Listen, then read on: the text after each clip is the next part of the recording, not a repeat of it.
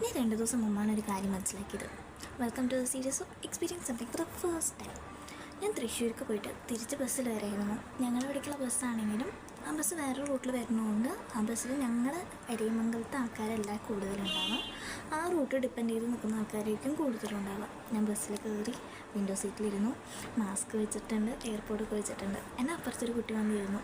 College കുട്ടിയാന്ന് തോന്നുന്നു. ID card ഒക്കെ ഇട്ടിട്ടുണ്ടായിരുന്നു. ആ കുട്ടി എന്നോട് 10 രൂപയ്ക്ക് ചേഞ്ച് ചോദിച്ചു. ഞാൻ അതൊക്കെ എടുത്ത് കൊടുത്തു.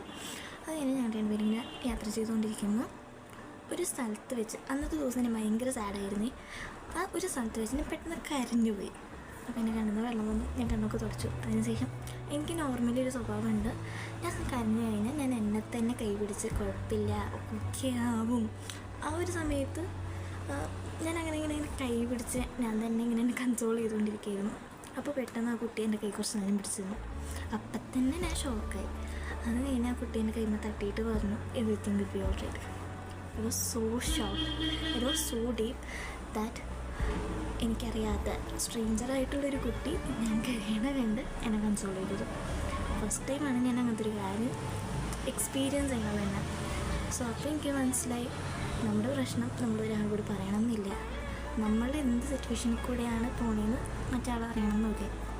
പക്ഷേ being there for someone at the struggle period, it means a lot for dum.